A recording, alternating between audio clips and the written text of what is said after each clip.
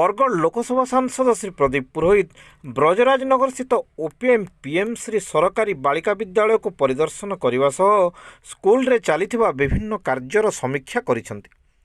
एही समय रे सांसदों सहित झारसुगुड़ा जिला शिक्षा अधिकारी डॉक्टर राधाकांत गड़तिया, अतिरिक्त जिला शिक्षा अधिकारी प्रदीप शाह, ब्रजराजनगर पौरपालिका जंत्री सुभाष मिश्र प्रमुख उपस्थित थिले। स्कूल प्रधान शिक्षक धर्मेन्द्र पाढ़ी एवं अन्यान्य शिक्षक शिक्षयित्री तथा छात्र छात्री माने विद्यालय परिसर में थिबा शिशु बाटिका, विज्ञान लैब एवं कंप्यूटर श्रेणी गृह आदि को सांसद को बुली देखाइथिले। विद्यालय पई एक ऑडिटोरियम, प्रतीक्षालय और स्कूल प्राचीर निर्माण नहीं सांसद को दृष्टि आकर्षण करथिले। सेटारे अनुष्ठित सभारे बीजेपी मंडल सभापति रुक्मण ध्रुवों परिचालना रे प्रधान शिक्षक श्री प्राढ़ी स्वागत संभाषण देइथिले। सभारे जिला शिक्षा अधिकारी ब्रजराजनगर एसडीपीओ चिंतामणि प्रधान प्रमुख उपस्थित थिले। सांसद श्री पुरोहित विद्यालय को विश्वस्तरीय करने पाई प्रधानमंत्री नरेंद्र मोदी को मुख्य उद्देश्य बोली कहवा सह पीएम श्री विद्यालय गुड़िक एथिपाई एक मॉडल बोली प्रकाश करथिले।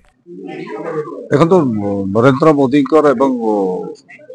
आमर सौभाग्य केन्द्र रे श्रीमान धर्मेन्द्र प्रधान शिक्षा विभाग मंत्री अच्छा एवं केंद्र सरकार गोटे योजना पीएम श्री योजना जो योजना रे गोटे विद्यालय पीएम श्री रे सामिल हला परे से विभिन्न प्रकार इंफ्रास्ट्रक्चर एवं अन्य प्रकार डेवलपमेंट हेबो।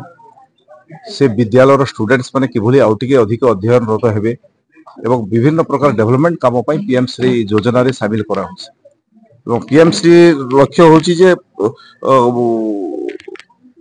राइजिंग इंडिया एथरे स्टूडेंट्स मानकू देश राइज करूची, देश आगू बढ़ुची। जेतेले 100 वर्ष पूर्ति उत्सव हेब देश स्वाधीनतार से समय सारा देशर छुआ मैंने शिक्षा व्यवस्था रे परिवर्तन थिबो एवं राइजिंग इंडिया रे समस्ते भागीदारी नेबे परम वैभवशाली राष्ट्र निर्माण रे। से अवसर रे आज मते गोटे सुजोग मिलला।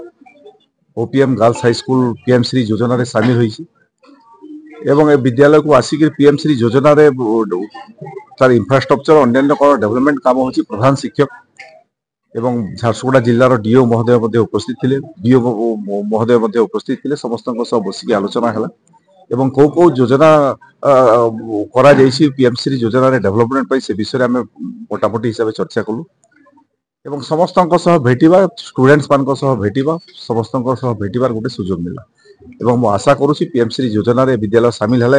विद्यालय तो गौरव अछि, रिजल्ट रे भी बहुत भल रिजल्ट दउछि, ओडिसा रे विद्यालय नाम करिछि।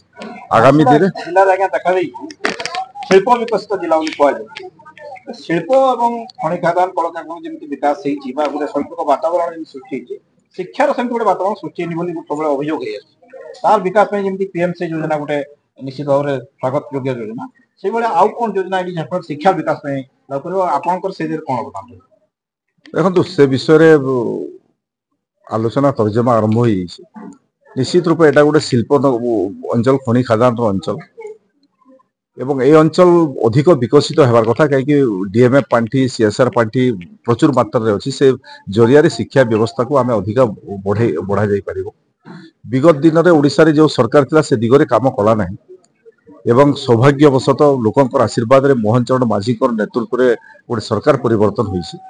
केंद्र रे मोदी जी अछंती, ओडिशा रे मोहन चरण माझी अछंती एवं निश्चित रूप से जे विधायक अछंती श्रीमान सुरेश पुजारी से भी ओडिशा सरकार जड़े वरिष्ठ मंत्री अछंती एवं झारसुगुड़ा रे मध्य टंकधर त्रिपाठी भारतीय जनता पार्टी रो विधायक। से आमर 3 जनकर उत्तरदायित्व रही शिक्षा व्यवस्था आउटिके केमती सुदृढ़ एवं मजबूत हेबो से दिगरे प्लानिंग तैयारी करके ए जिला को शिक्षा व्यवस्था रे एक बड़ परिवर्तन आनिबार लक्ष्य रे हम काम करू। एई हमर जो पीएम श्री योजना अछि हमर सेंट्रल गवर्नमेंट रो यार अंडर रे हमर गुटे शिक्षा अनुष्ठान रो हमर विद्यालय रो सर्वांगीन उन्नति दिगरे ध्यान दिया हबो। एथिरे हमर गवर्नमेंट ऑफ इंडिया तरफ रु फंड एलोकेट होछि एवं एथि जो इंफ्रास्ट्रक्चर रिलेटेड जहाँ भी प्रॉब्लम अछि सेटा सब सॉल्व हबो। हमर टेक्नोलॉजी माध्यम रे पिला माने पढ़िबे एवं हमर जो मुख्य उद्देश्य अछि हमर प्रत्येक सरकारी स्कूल रो एवं पीएमसी स्कूल रो स्वतंत्र भाव रे हमर पिला माने किपरि भाव रे उन्नत मानर शिक्षा ग्रहण करी आगामी दिन रे राष्ट्र गठन रे सहायक हबो। सेही दिगरे। दर्शक बंधु लाइक, शेयर, कमेंट करुन और लोकल न्यूज़ चैनल के सब्सक्राइब करुन।